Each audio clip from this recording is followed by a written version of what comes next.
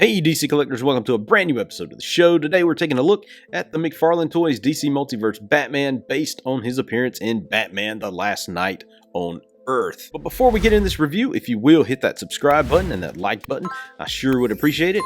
And all those subscribes and likes helps this channel grow. Now on with the review. Here is the front of the package featuring a window look into the figure, and you can see the figure and all the accessories including the Bane collectible pieces. Side of the box features the Batman Last Night on Earth logo along with the title of this figure. Back of the packaging features some awesome Greg Capullo artwork from the comic. This side of the package features a window look into the figure. Top of the box gives you another window into the figure as well as the Batman Last Night on Earth logo. Bottom of the box gives you a look at the UPC in case you need to put that in Pop Finder to try and hunt this guy down. Alrighty, so that's a look at the package. Now let's open this guy up and play with him. Here is Batman out of the package. First, let's start by looking at the accessories. He comes with this collectible card featuring the artwork of Greg Capullo. Back of the card just gives you a bio about this particular figure. He comes with this black disc base with the DC logo. He comes with this cool nightstick. He comes with this lantern with Joker's head in it. He comes with Bane's fists. And finally, he comes with Bane's head for the Build-A-Figure. Now let's take a look at the paint apps. Everything looks good with this particular figure except for mine has a little bit of chip right here on his bottom lip and a little bit of skin tone paint splash on the cowl right there. Hard to see, I know, in the camera, but it mars an otherwise awesome looking paint app. This particular figure looks like they've gone a little bit further than on most figures.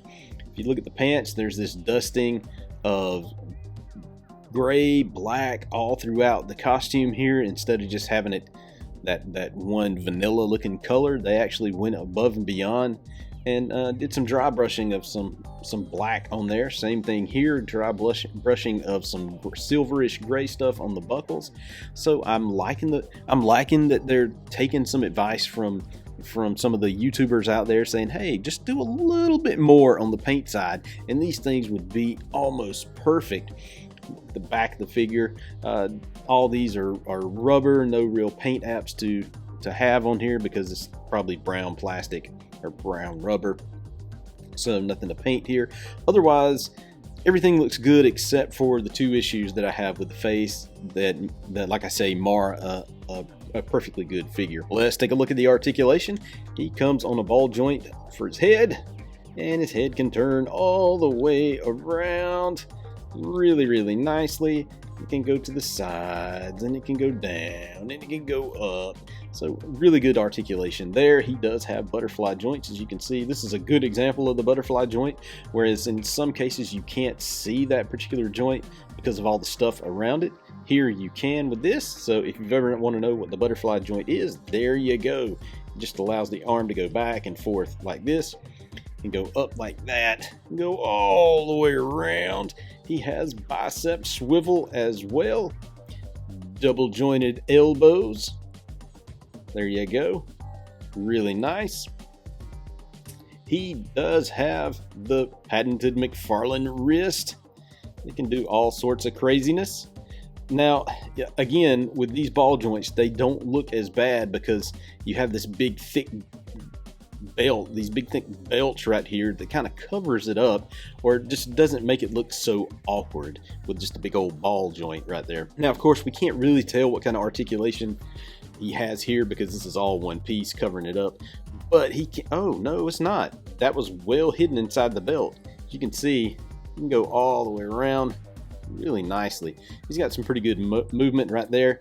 Now, he's not going to get more than this, and I'm fearful of spreading him more than this without breaking the legs off, because this is, even though it's soft plastic, it's pretty tough. It doesn't give too much. So there you go with that. There you go with that. So he does have pretty good mobility there with the legs. No bicep, no thigh swivel there, but he does have double jointed knees, and of course no calf turn there, but he does have great ankle mobility. Does he have? Yes, he has toe articulation as well, which I'm not a big fan of toe articulation. If you've seen any of these videos, you know that. All right, so let's look at the sculpt of this particular figure. Looking at this thing, there's some awesome things going on with this sculpt. I mean, just look at the detail of the canvas straight jacket that he has here. Just really, really nice details that you don't get in many figures today. He comes with a little placeholder for his nightstick.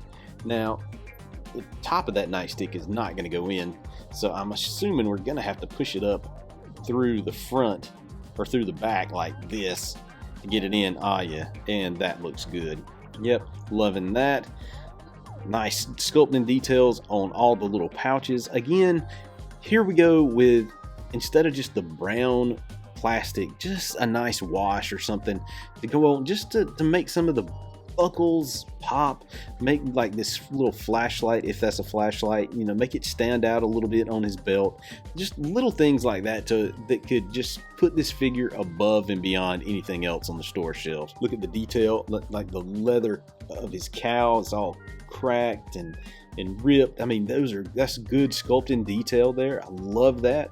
Love that these are belts right here. And if you haven't read the story, I highly recommend you read it so you understand what these figures are based off of. This is okay, so spoiler warning again. If you haven't read the book, pause it, go read the books, come back, we'll finish watching this video.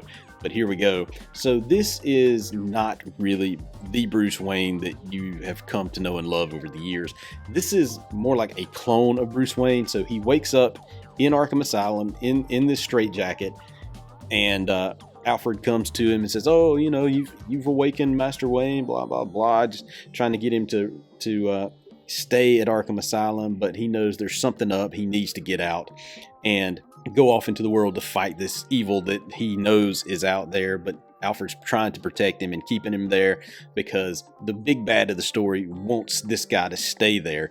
And the big bad of the story is Omega, which is actually the Bruce Wayne that we know and love as Batman. But this is like his clone that he kept making Batman, like Bruce Wayne's so once he's gone, you know, there's a Bruce Wayne there to protect Gotham at all times.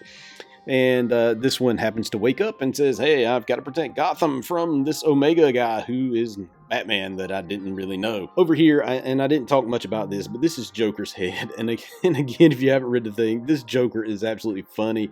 He basically wants to be Robin, and he does get his Robin body, and that will be a cool McFarlane figure if they ever decided to go back and make that. That'd be awesome. Alrighty, so there he is. This is Batman from Batman: The Last Night on Earth. And of course, now that we have reviewed him, we get to put this guy together. This was the last figure to be reviewed in this set.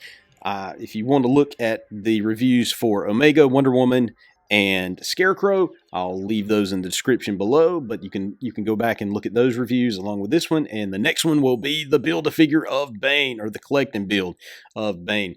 So if you will, hit that subscribe button and that like button, I sure would appreciate it. Also, follow me on social media at DC Collectors, and you can find me on DCCollectors.com. Until next time.